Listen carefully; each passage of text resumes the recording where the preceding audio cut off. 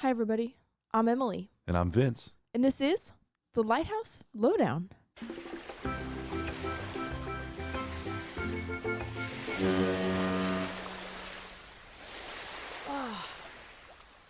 Vince, it's Vince's turn now to have the Lucky Charms latte. It's delicious. Scooters. It's absolutely delicious. I just laugh every time I'm editing and it just comes up every time. It's so good. It's just exceptional. And so, yeah, I made Vince break his diet in order to consume the drink of choice for the past month or so. Yep. It's got a regular latte and a burrito. Anyway, I am doing something a little different for this episode. I briefly mentioned it to you, Vince, but our listeners don't know. I did a listener lighthouse, and it was very short, very little amount of information because it's a late term lighthouse, I should say. Short, not in stature, but in duration. Yes, in like very late to the game. And so it ended up being really short. So I was like, okay, well, I'll just do a long history buoy. And it ended up being like 4 times as long of a history buoy as a lighthouse. And so I was like, maybe I'll swap them and I'll do the lighthouse for the history buoy. Yeah. And the history buoy will be the main part of the episode. So that's what I'm going to do. Very good. That's what I've decided. Let's go. Okay. So, like I said, stretching out. All right, now I'm ready. This is a listener lighthouse. We want to send a thank you to Vince's mom for sending this one in with a picture back in November.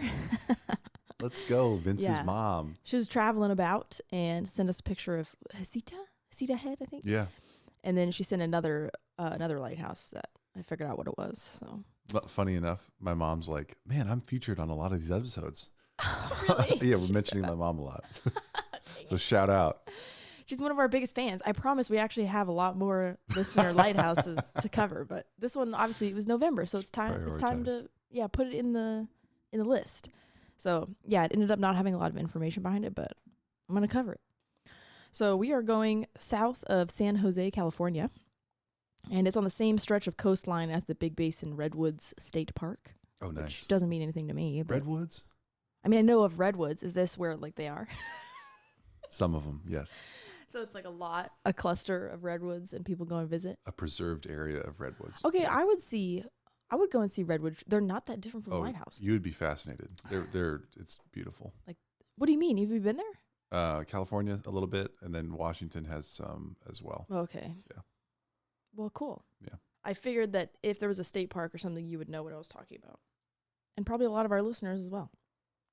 Anyway, this lighthouse is called the Santa Cruz Breakwater Lighthouse, and the official name being Walton Lighthouse. Nice. But people refer to it as Santa Cruz Breakwater. I kind of like Walton. That's a nice name. Yeah, and you'll see why in just a moment. This harbor that it marks, Santa Cruz Harbor, is a haven for fishing craft and vessels. So while it has heavy traffic in this aspect, it was never like industrial or like heavy in trade or anything like that. So it's small craft harbor area. And so the need for a lighthouse wasn't super prevalent. So it wasn't until 1964 that a box light was built and served until 1996. No history on that. No pictures. What is a box light? Don't know. Thank you for asking. 1964 is late to the game. As far as lighthouses go.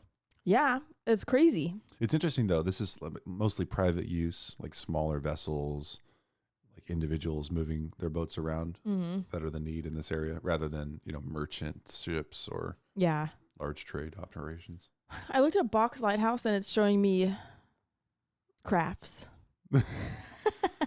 Box style lighthouse. I couldn't find it before, so I just decided I was going to put the information in there for people that know, and that's the best I can do on information. Vince, don't ask questions, Vincent. Yeah, I just knew it too. I always have to reread my notes and be like, where is Vince going to ask the inconvenient questions?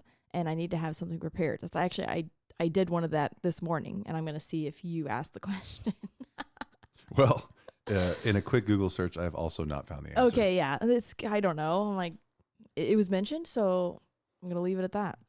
But anyway, after 1996, that was like a solid 30-something years of whatever this box light was. Yeah. After this, it was replaced with a allegedly ugly metal cylinder lighthouse nicknamed the Water Heater. Oh, So, like, not well loved by the people of Santa Cruz. shame.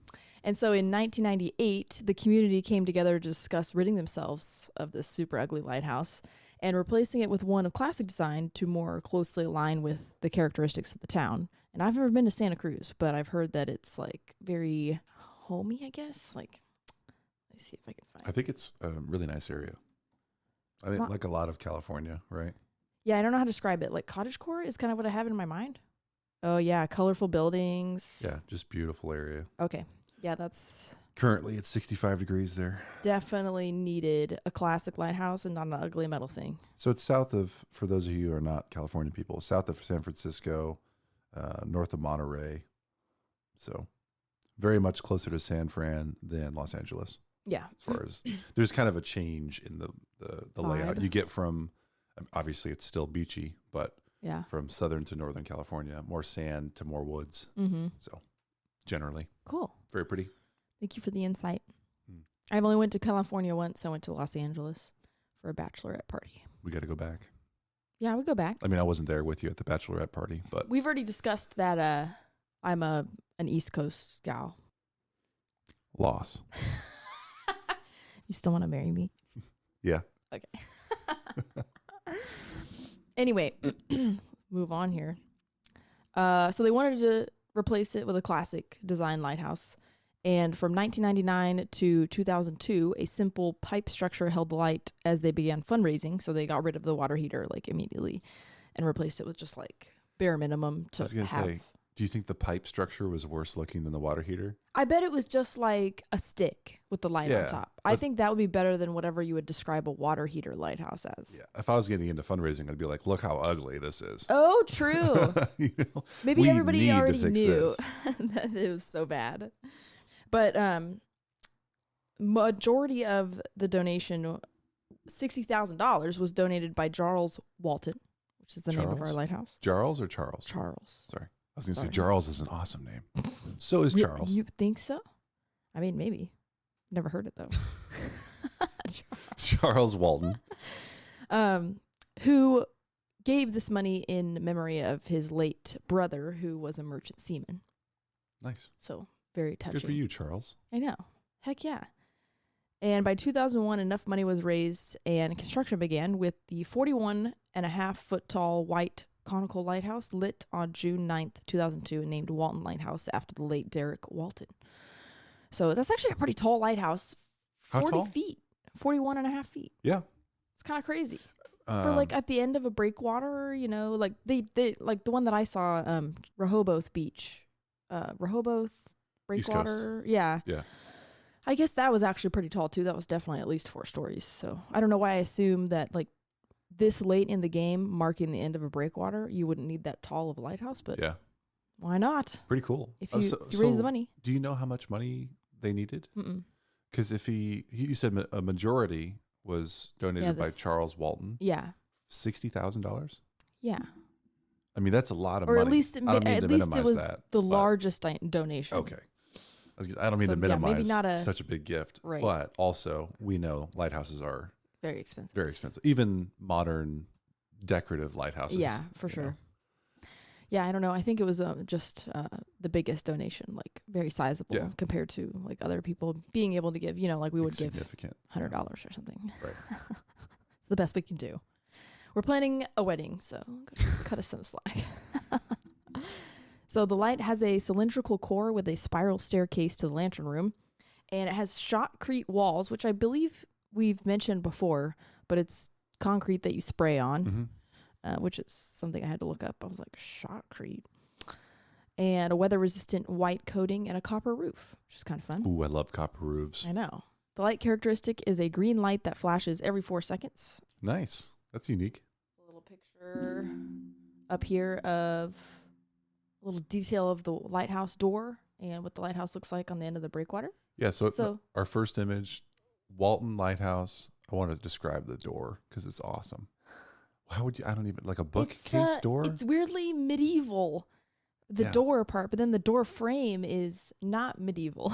It's very New England lighthouse door frame, Yeah. but the door itself is like wood slats with the really heavy metal bar that goes across. And bolts and stuff. And then it has an arched top.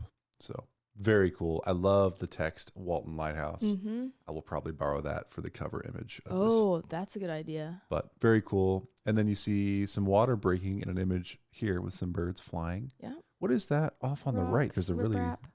Oh, it's engineered riprap, looks like. So precast concrete forms that kind of build up the true. We haven't structure. seen that in a while with our lighthouses. Especially in the U.S. It looks like we have rock. Yeah. I mean, and one side of the breakwater appears to be rock, and the other side appears to be engineered. So maybe that's the side that takes the most hits. Maybe they replace some of the falling away rock over time. That's so cool. Yeah, that's interesting. But beautiful lighthouse. I can't believe it's such a recent build. It looks very historically accurate to very good. Some of the more adored lighthouses we know. I'd like to know if it was designed specifically for this or if they borrowed another lighthouse's design. Oh, and who's designing lighthouses in the year 2000? Oh my gosh, that's a great question. There's got to be somebody. There's got to be. I mean, I'm pretty sure they mentioned the engineer somewhere. Engineer, architects as well. I'll have to look. Hate giving architects their due. Oh no. As an engineer. Is there some feud I don't know about? No, it's just hard to work with sometimes. We're going to be hearing from architects. Yeah, that's all right. We'd like to hear from people. We make people angry so that we get more. We get more interactions. No rage bait here. But so notice in this picture that it has a band of red just below the lantern room. Yeah. And this is its day mark. But apparently, seamen argued that a green light should have a green day mark. Like, they just go together. Why would you have a red day mark with a green flashing light? That's actually a fair point. I know. So then they changed it to green in 2003. And so this is the picture that your mom sent us. Oh, cool. Yeah. Wow. Some people, so we're looking at an image again. The green day mark has changed. There's some folks standing out by the lighthouse. It is fair weather. Beautiful out there. Lots of clouds in the distance. Sunrise-ish. I will say, in this photo, maybe it's the photo, the white paint looks a little aged. Yeah, it's slightly aged. In just a couple years. They didn't build it. Well, that's 4 years before this, right? 2 decades. What am I thinking of? Your mom sent us this picture last year in 2024. Oh, I thought this is 03. I thought you said 1999 and then 03. And I was like, damn. 03 was when they changed it to green. So now it's... Okay, 2 decades later, I must apologize. Right on the ocean front. It's like only a couple years. I'm like, a couple decades. Here I am insulting the lighthouse one slide after. I'm like, wow, this is great. And presumably they still have the green flash on a beacon up there? Yes, they do. I can't tell in our photo. So the copper roof, always love those. Copper cupola. I don't think there's any glass between the beacon. It doesn't look like it. And I guess you don't need it anymore, really. The beacons are, I'm sure they're designed to be outside. Yeah, I bet so. Why would you have glass if someone's going to shoot at it? Yes, if someone's going to throw rocks. Turds. For those of you who don't know, that's happened in many of our stories on past lighthouses. Yeah. Yeah. It's the curse of lighthouses. They draw attention from the good and the bad. Mm. The rotten eggs and the delicious eggs. So my last note is just that there's another Santa Cruz lighthouse, 1.5 miles west of this one. And so we'll cover that at another time, but it's not to be confused with that lighthouse, which is actually quite beautiful. It's like, pretty sure it's like an integral lighthouse. The Santa Cruz, the other. Yeah. And this one is still referred to as Walton. Yes, nice. Walton Lighthouse. But most places that I see it, it's Santa Cruz Breakwater Lighthouse. So that's kind of where the distinction comes into play, is the Breakwater. Cool. But yeah, that is Walton Lighthouse. Therefore, I will be moving on to our history buoy, which is actually the guts of our episode today, the meat. And I actually find it very interesting. Little bit of science, little bit of engineering, some fun. Oh my gosh. And that is Mercury floats. Let's go. So We've talked about Mercury floats, but we don't know much about them. We did not cover them officially, but they have popped up, obviously, because lighthouses have Mercury floats. So I'm excited to get into the details of how they came to be and the fall of Mercury floats. Let's do it. Are you intrigued? I am. Okay. Mercury float systems were first proposed by Augustin Fresnel in 1825. And so that was only, I think, 2 years after they put the first Fresnel lens into a lighthouse in France. And so he wrote, quote, "I propose to float our rotating devices of the first order in a bath of mercury instead of placing them on rollers. This project won't present many difficulties. Nevertheless, as I have never put it into execution, I won't require you to adopt it for your first lighthouse."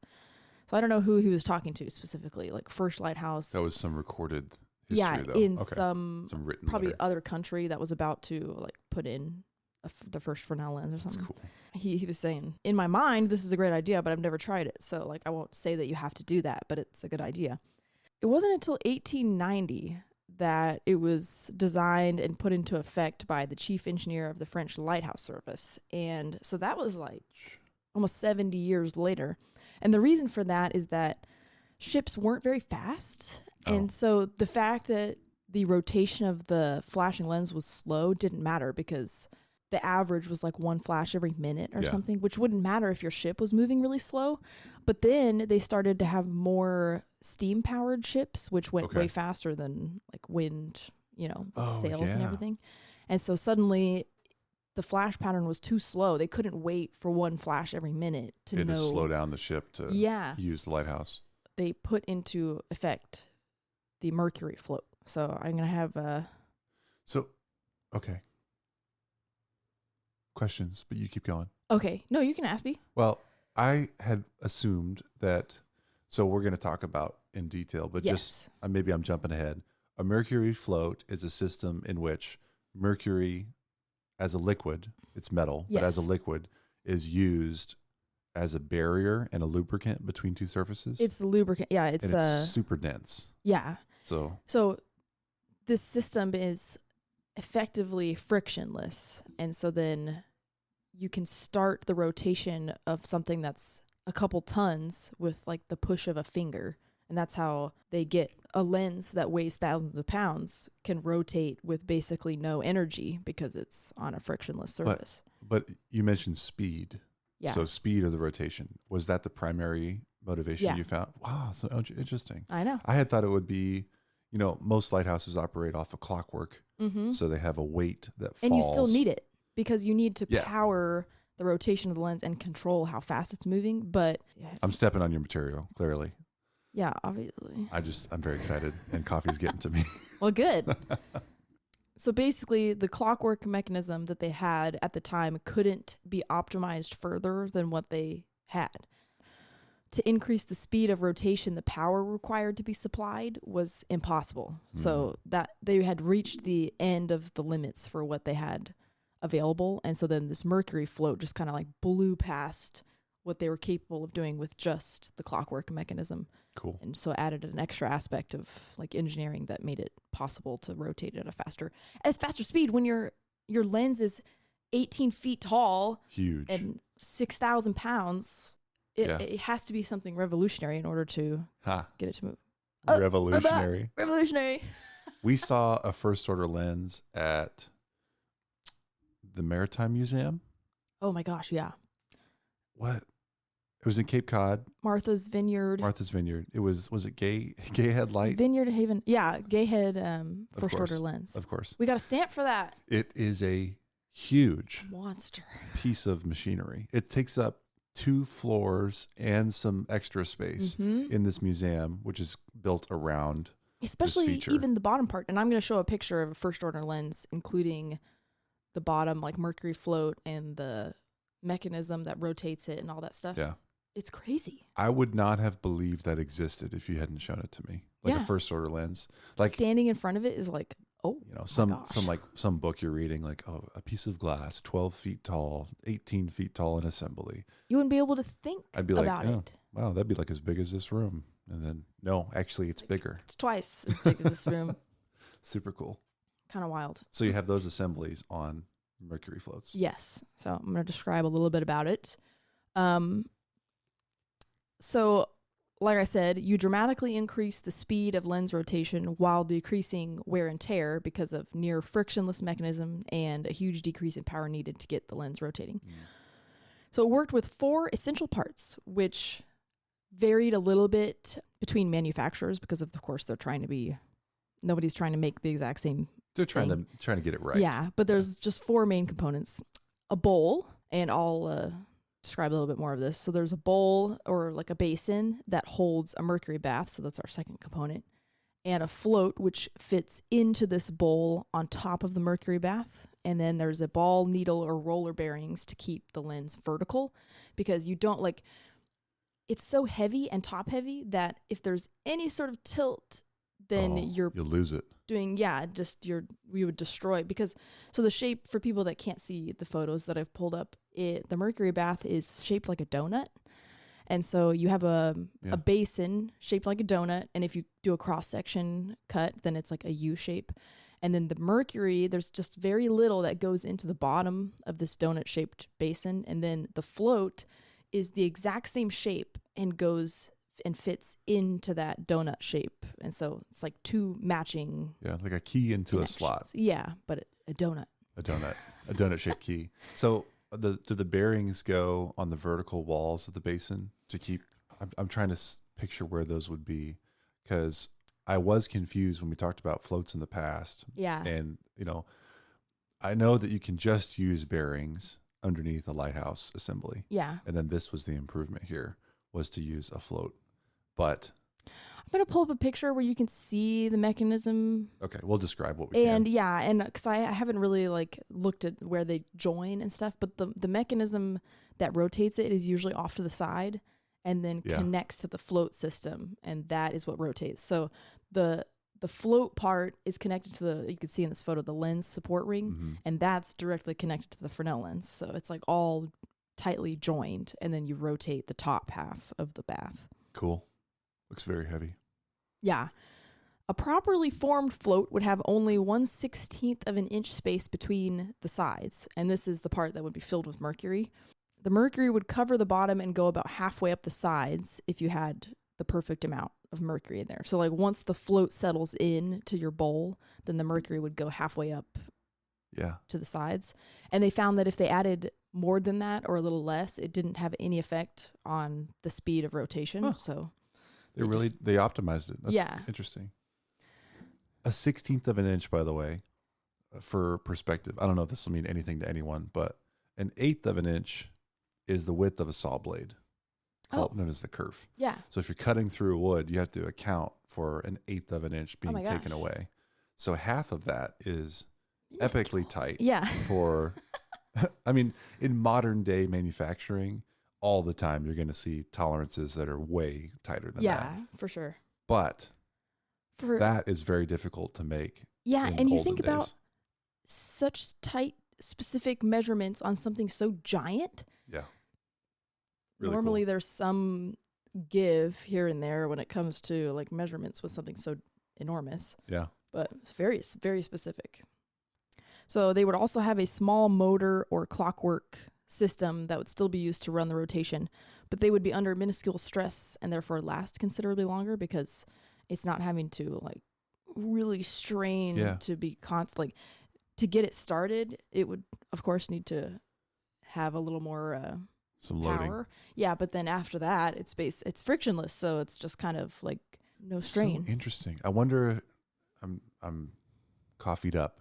I wonder if there was additional weight they put on to start the rotation, and then they took that weight off, or something like that.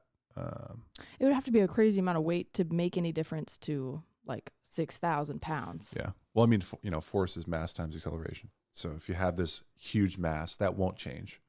But going from a velocity of 0 to your consistent velocity is the only time in which you're going to accelerate. Mm-hmm. So that's the loading, the force on the gearing, whatever other components there might be.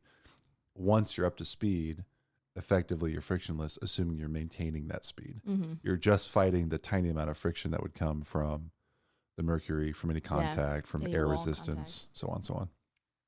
Cool. Also, keep in mind that the functioning of the lens was virtually silent because you'd have the sound of the motor running and that's it.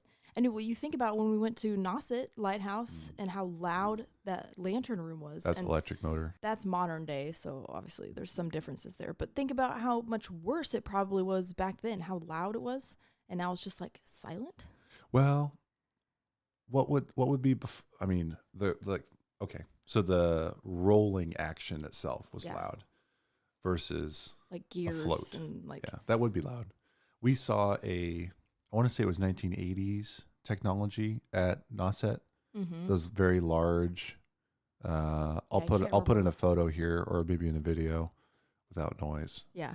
Maybe I'll add noise.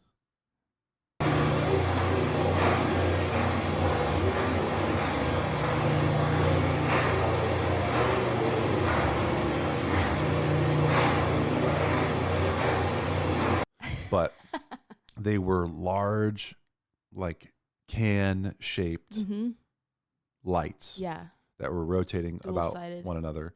They had little vents on them for heat, but we stuck our head up there, and it was an electric motor doing the rotation. So they didn't have any clockwork there. And a 1980s electric motor in the year 2024, I know they're taking care of it, but still, it was it was like you're under the hood of a car. Yeah. Yeah. It was crazy. I do have a video on my phone if we wanted to Well, I'll put one in. I'll take a little pause on our audio and everything. Right. Very good. Cool. So, and I also, in the picture that I have pulled up, you can see the float was always stationary. Well, actually, okay.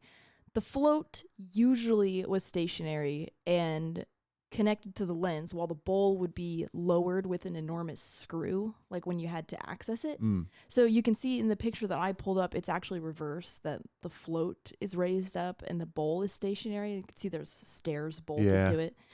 I'm not sure what would decide whether or not they have a movable float or a movable bowl, but usually it was the bowl, because the float was connected to so much weight that you couldn't lift.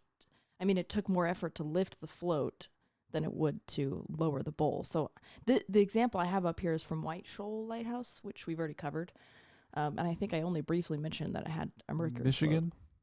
float. In the White Shoals I can't remember. lake, out in the middle of Lake Superior. Okay, one of the Great Lakes. Yeah. I do remember. It was north side, I think, Lake Superior. Yeah, Near right that outside pass. of Mackinac City. I'd have to look. You probably got it right. I don't know. But so my question is, you have a screw, like literally like a screw. Giant, yeah. And you would rotate around the screw to lower or raise for maintenance only. Yes. And then let's say the bowl came up, the basin rose, and the lens support ring and float stayed in place. That was the typical installation. The bowl would lower, yeah. So you lowered it. Now you've maintained it. Mm-hmm. I don't know what that means yet, but now you're going to put it back into place. Yeah. You did an oil change, right? Right, exactly. You would rotate around the screw. You'd rotate the basin, and it would rise to a level at which the load would leave the screw, and the load would enter the mercury bath, so the float would take effect. So like right now, the lens in this image is suspended for maintenance. Yeah. The lens can't spin, but it can spin once it's lifted into this bath of Mercury. Of Mercury. You think? I don't know. I think so, which I'm fascinated by. Again, The mechanics behind it. People were smarter in the past. I think at least smarter than me. They had more opportunities to appear smart. Now everything's being figured out. So the things that have to be figured out are like, physics of like black holes and stuff. Yeah, I guess it's a little different than Mercury I don't float. think I could have figured this out, but I would No. love to have worked for the guy who did. I'm not an inventor, so that's that. I was always fascinated by old-timey mechanical engineers. Yeah, you're what's the that you did a couple of history buoys over The patents. Yeah. Yeah. Some of the patents on the USLHS website for different foghorn and other mechanisms, float mechanisms. This is cool. Very cool. The next picture that I'm going to show may be familiar to you if you remember and listened to our Minot's Ledge Lighthouse episode. So this is very interesting. Cape Charles Lighthouse and Minot's Ledge Lighthouse had the first Mercury floats installed in America in 1895. And I mentioned that these lenses were the first and only of their kind to have a numbered flash pattern called the Mahan system. Yes. Yeah. Yeah, and evidently they were also at the convention showing off America's first Mercury floats. So it's so crazy that I covered this happening and didn't know. Like, it really just goes to show that there's always like more to learn, where if I had known that Mercury floats came to America in like the 1890s, then I may have seen that these lenses were at a convention and been like, oh, it says they're Mercury floats. I wonder if these were the first ones. But I'm just like, oh, and they were Mercury float And here lenses. you are. Yeah, and I just like move on. But then I'm like, oh my gosh, they were also the first ones. I just talked so much, a whole history buoy over these lenses being at this convention without noticing that it was revolutionary in two different aspects, historical. So anyway, I have a picture of our Cape Charles. Okay, I forgot I have this also, this picture. This is an example of where the float lowers in the screw. Yeah. And so you can kind of see the top lip of this, the float system, and the rest of it is just the basin that holds everything. So you would lower the basin on this one screw and then raise it back up. So do you think the plaque that shows Grays Harbor is part of the bowl? Yes. Okay. So those high walls are the trough that is the bowl. Yeah. Okay. Really So cool. Just an example there. Even old ironwork used to be so cool. I know. Everything looked so nice. Ornate. So this is the picture that I was going to pull up. So this is our Cape Charles. You can see the float is that it's hiding behind the clockwork mechanism. So you can just see the edges of the top of the float. So all the rest of this was just the mechanism to rotate, probably the shaft that goes up to the lens and like connects to the bottom of it. I'm sure the examples that I saw before this were like fourth order lenses.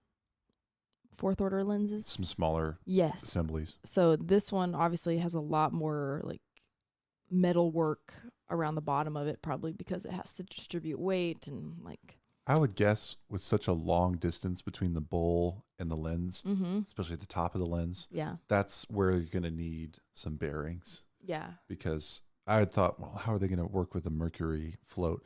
I would guess they're probably above it to stabilize, like you said, to keep upright. Because otherwise, that's quite a bit of loading. Yeah, for sure.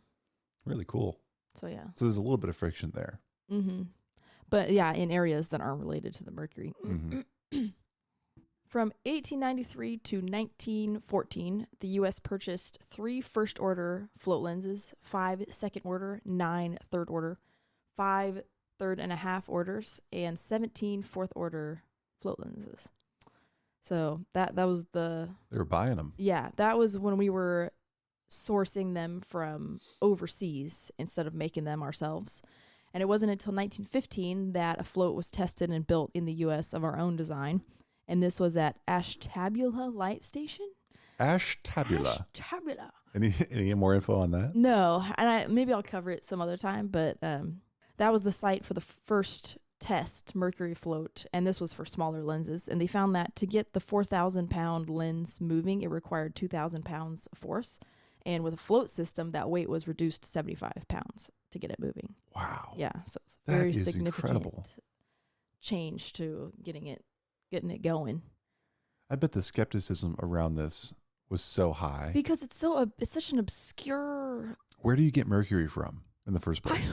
Like if you had told me this whole thing and you're like, yeah, and they used oil in the basin instead of mercury, I'd be like, oh yeah, that's tools that everyone's familiar with.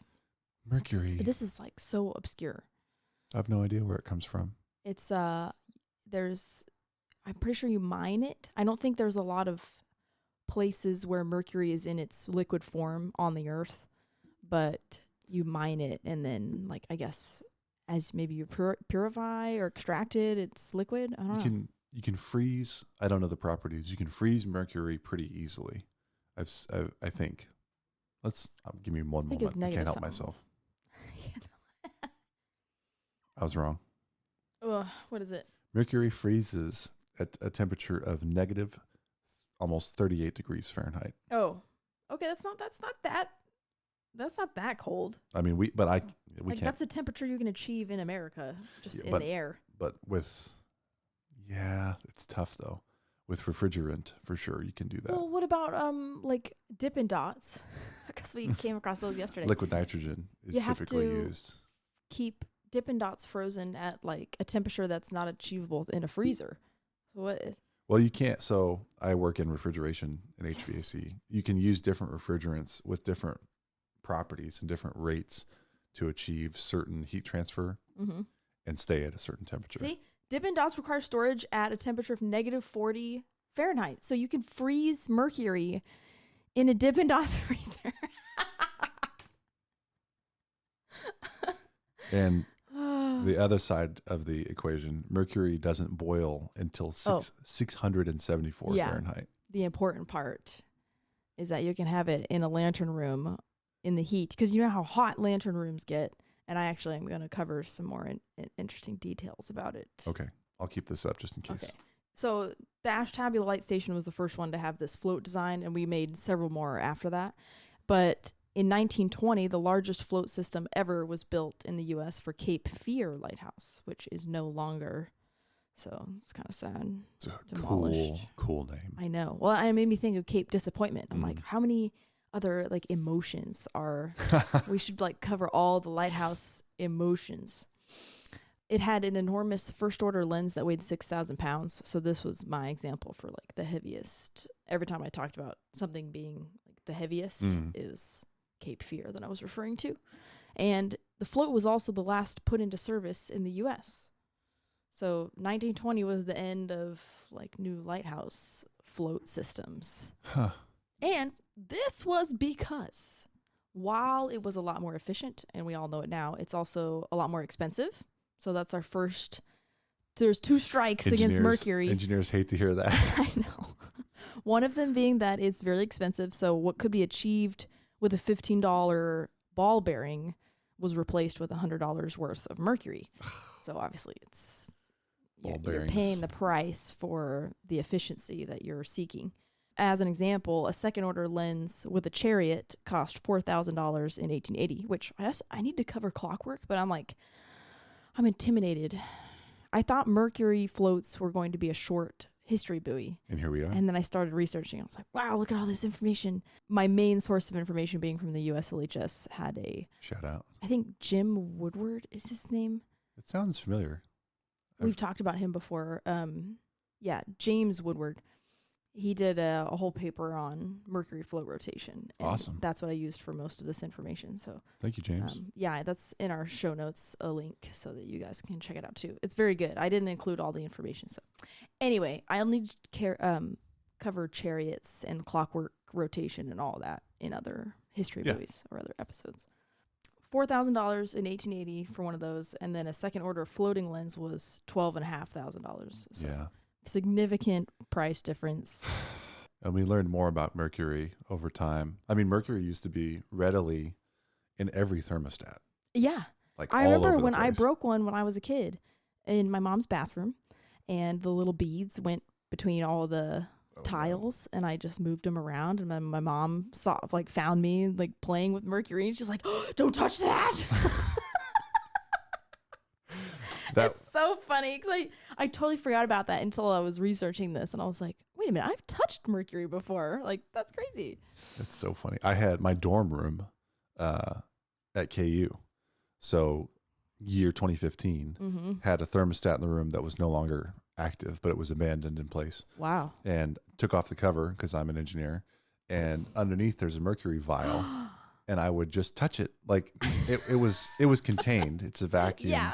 But I would just, as if the thermostat was turning on and off. Yeah. I would flip it and it would watch it this way, back that way. It was like a dime amount of mercury. Yeah. But it was just a little. As we learned in time, that we should try to avoid toxic things. Yes. So. Should never touch it. Everyone don't touch it. There's still people having lots of mercury indigestion. I think this is a thing still. People make watches using mercury as they paint it on. What? And they lick the. It's worth looking into. We'll look on it maybe outside of this episode. Oh, are you talking about the women who would lick the paintbrushes as they were doing the watches? That was uranium, I think, or something. Something radioactive. Yeah. I can't remember either. They use it in a lot of like firearms Crazy. stuff as well. Really? Like tritium, like night sights. Yeah. Things that are radioactive that glow. Yeah, they still, I mean, mercury's, it's dangerous, but it's used in a lot of stuff today. Like medication and things. Oh, really? Yeah, something that you ingest. I can't remember what it was. I wish I'd made more. It's a metal, I made this less about mercury and more about mercury floats. So yeah, I pulled us off. Mercury. I pulled us off track. Get us back in the float. yeah. So the first thing was that it was expensive. The second thing, obviously, the health concerns that come with handling mercury. And we've known for hundreds of years before this that mercury is dangerous. Mad as a hatter is a term that came from felt hat makers who used mercury compounds, and they'd be mentally affected by their use of mercury, so much so that it became a saying to be mad as a hatter. Awesome. Criminals of Rome, the worst ones, were sent to work in the cinnabar mines in Spain with a life expectancy of 3 years. So The mines for mercury. cinnabar, is it's mercury ore, and it's bright red. So then they would use this for like lipstick and paint. God. Yeah. It's not good. That's why they always tell you never to use makeup products from Old days. the olden days, because they're Way back in the olden days, like blue was a very difficult color to find in nature to use for decoration. So blue was the color of the royals for that reason. Not the baseball team, but those who were royals. Yeah. And I think that's also why it's the color of the baseball team. Purple, I think, was also. Yeah. I think any bright color was difficult. Red, I'm sure. And then gold has a long history. But cool. Really cool. Yeah. We already knew that it was dangerous, but for some reason, concerns about this and like testing and research and everything didn't start until 1980s. 1980s? I was almost alive. My parents were 20-something in the 1980s. I don't think we cared about the world too much. But how crazy. Like, we already knew that it killed criminals within 3 years of mining it in its natural form. Yeah. Not even like it's concentrated, like elemental. Well, this may be naive to say, but I don't think that there's been a historical movement at any time on the premise of environmental preservation or climate change, any of those things until the 70s, which was the hippie movement. Well, that's not even environmental. That's just But it was human health. It included, they did a lot of drugs. I mean, Wait, what are you talking about? 1970s, the hippie movement, and then 1980s was like, again, we weren't around, but like cocaine cowboys decade, like Scarface, like that was, not everybody was doing cocaine in the 80s, but I just mean like it was a different time. I don't think environmental studies really picked up until probably the 70s or 80s. But it's not environmental. It's like, at all. Like any scientific research to try to... research in general. Like OSHA, like occupational safety wasn't around, I don't think at all until the 80s. Okay. People just died working on skyscrapers and mines. So just more awareness coming up in the 80s than before. Like, scientific... maybe we should care about like why mercury is a problem. Well, I mean, even like I'm a little off track, I know, but Triangle Island Lighthouse we talked about, and the scientific research station that was out there on Triangle Island was mostly to study birds and all the birds, puffins, I think. I'm pretty sure you said puffins. All these birds, like 80% of their world's population is on those islands, away from people and other predators, and like. We just set up a couple of stations. Like, what are they called? Connex boxes. Those big like truck steel shipping boxes. That's what they're called. Military invented them. But set up those and put like some lights and desks in them and started studying birds. Like I think all this started happening late in the 1900s. Yeah, like a curiosity for. And with computers and technology, right. We could start databases and. Anyways, I'm way off track. Sorry. No, you're good. Through this research, we find that mercury can get you through three different methods of exposure, and that being inhalation, absorption, and ingestion. So it's kind of like, it's tough. It's a triple whammy. You got to watch out because it can get you from any direction. You can't just not drink it. Yeah, exactly. It's like, oh no. The vapors in mercury floats were reduced by pouring a layer of motor oil Smart. over the top, so it kind of traps it. But obviously, that doesn't stop. It's not perfect. No, and it's so hot in the lantern rooms that like the vapors are inevitable. They just kind of end up everywhere. And there were lots of stories of people being sick and like working around something, or like you go into a lantern room. I can't remember which example they used. People should really go read this paper that's in our show notes because it's really good. It's just kind of a fun read. But I can't remember which lighthouse it was, but it had a couple of major mercury spills, and nobody really like just wipe it up. So there are these tons of pools of mercury and little beads just like sitting in the lighthouse. Kind of crazy that they were like, okay, we'll put some motor oil on there so that the vapors aren't as prevalent. But lighthouse instructions from the government made no mention of safety gloves or protection in any way from handling mercury. And it stated that keepers should remove the mercury with a teacup and squeeze it through their hands to get rid of contaminants, or like if there's any solids or anything in the mercury. A teacup. Remove it. Yeah, just a teacup. Just use a teacup that to they'd probably end up drinking out of. Scoop it out. Yeah, I'm sure. Like, what if nobody ever says anything about how dangerous it is? Then wild. And they also suggested doing this during the summer months since the days were longer, but it was hot, and so mercury was more volatile and produced more vapors. Man. And on top of this, mercury attacks like the kidneys and the nervous system, but like mostly the brain, as we saw from earlier, like Mad as a Hatter. It's the brain is where you see the most damage from mercury poisoning, and it resulted in hard to diagnose poisoning that was impossible to reverse. If it was like some kind of acute exposure where all of a sudden like you didn't feel good, then you could go and get like toxic treatment at a hospital. But if you have long-term exposure to mercury, like it just destroys you. I wonder if that plays into, so the other thing about mercury, it's shiny. And we pretty. I like shiny things. I would like run my fingers through it. I would put it in my teacup and I'd pour it into the thing. Like if you didn't know, you'd be like, this is awesome, right? Every kid would want to touch a pool of liquid silver, like dripping out. Like if you everyone would want to come see it. They show like when they were draining the White Shoals bath. Sick. It was just like, this stream of silver. It's you'd so want to crazy. touch it. Everybody's in hazmat suits. I saw a video on the internet yesterday of a guy draining oil out of a car and put it under his mouth. Ew. Why?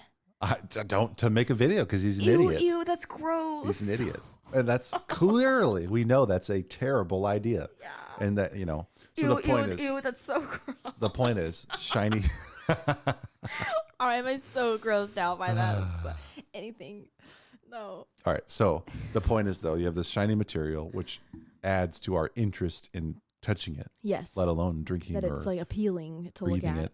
But also, so back in the day, I wonder if the toxicity and the poisoning and the brain damage led to some of the lore around weird lighthouse keepers. Yes. Like the movie we watched, we still haven't talked about it much.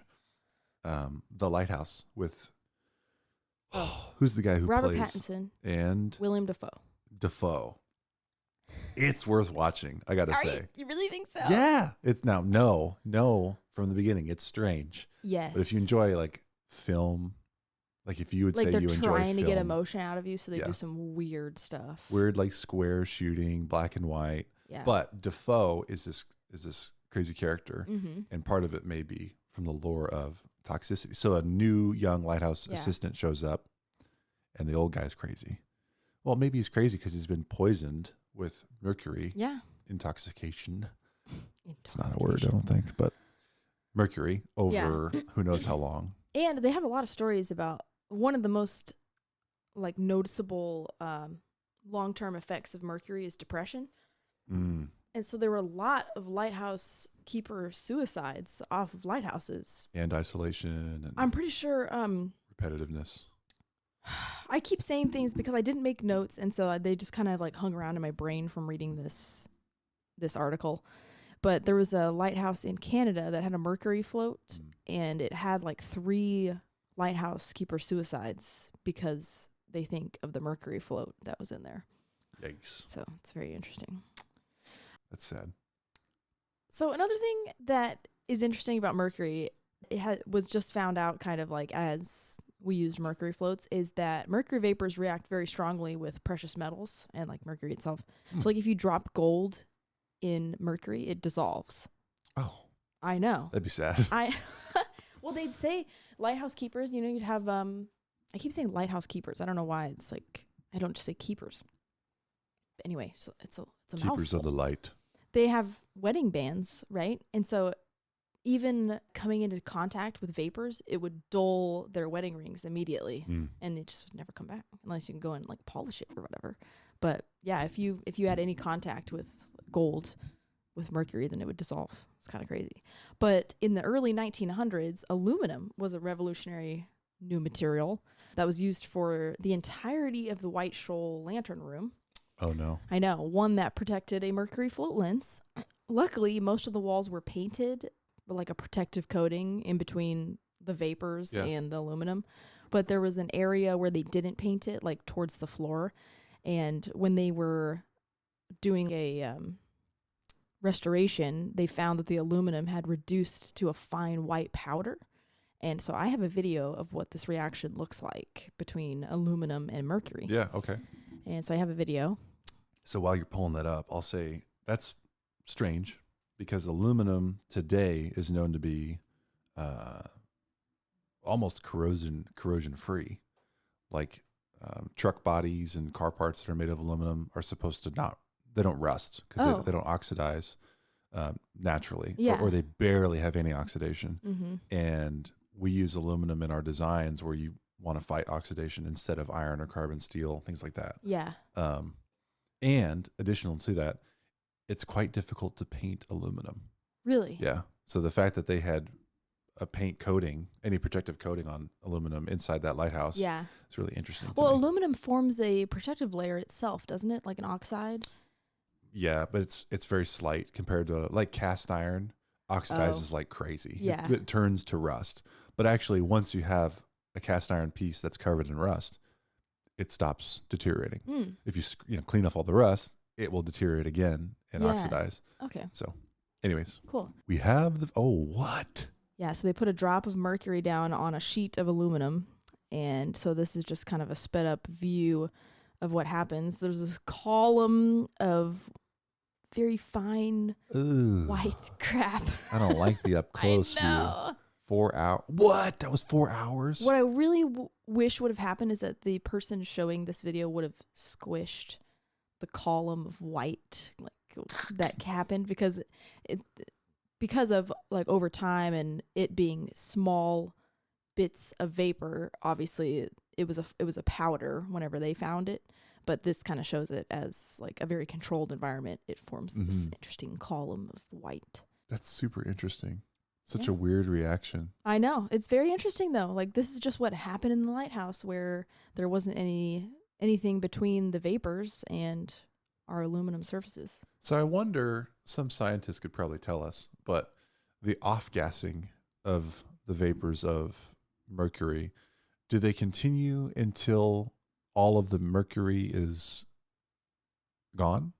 Is it pure mercury that goes into the, maybe this is silly, stupid to say, but like if you had water on a pot, and you had the heat on under it, it's going to slowly evaporate. Yeah. Whether it's boiling or not, it's evaporating. Right. And over time, you'd be left with whatever calcification, other minerals will be stuck on the inside of your pot, and the water would have been gone.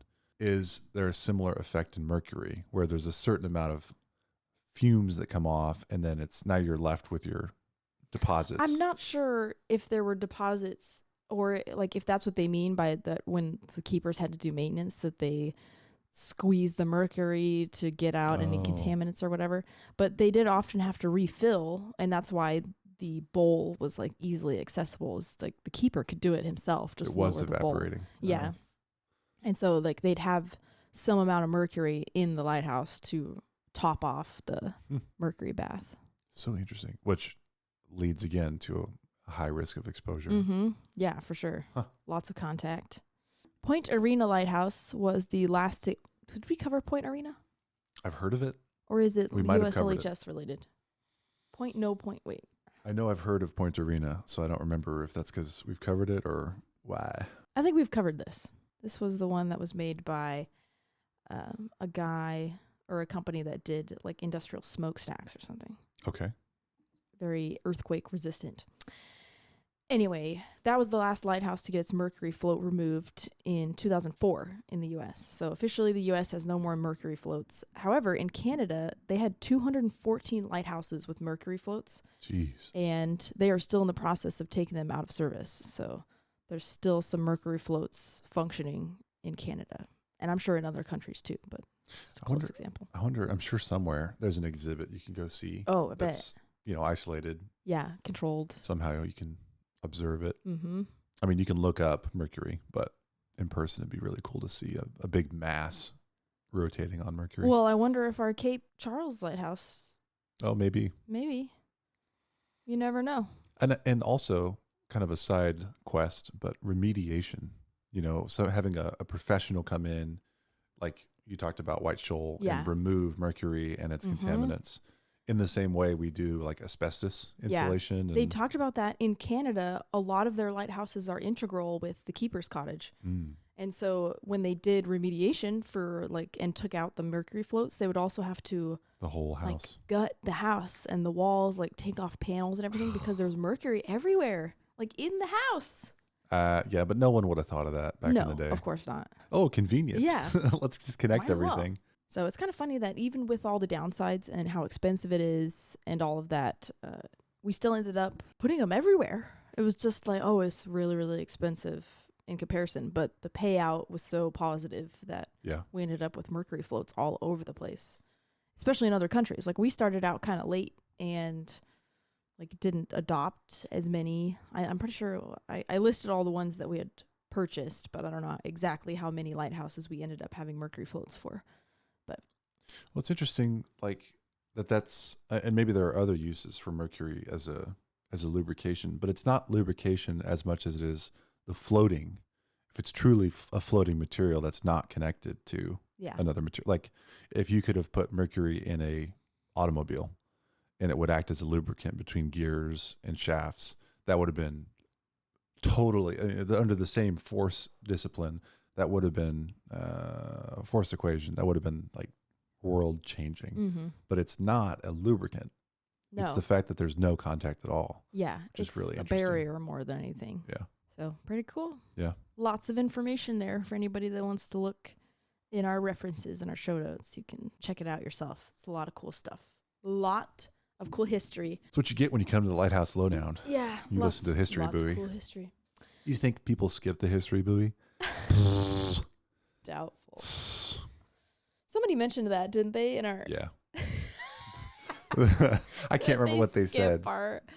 It's I went to skip the history buoy, and we must have said something about it in that one. But for the people that are going to skip this, we have fun. Those are Mercury Floats and Walton Lighthouse. Thank you everybody for listening in once again. We're working our way through listener lighthouses, and I think we're going to be having an interview coming up here pretty soon. So nice. It'll be pretty exciting. Next episode will be I won't give away anything. It'll be number 75. Exactly.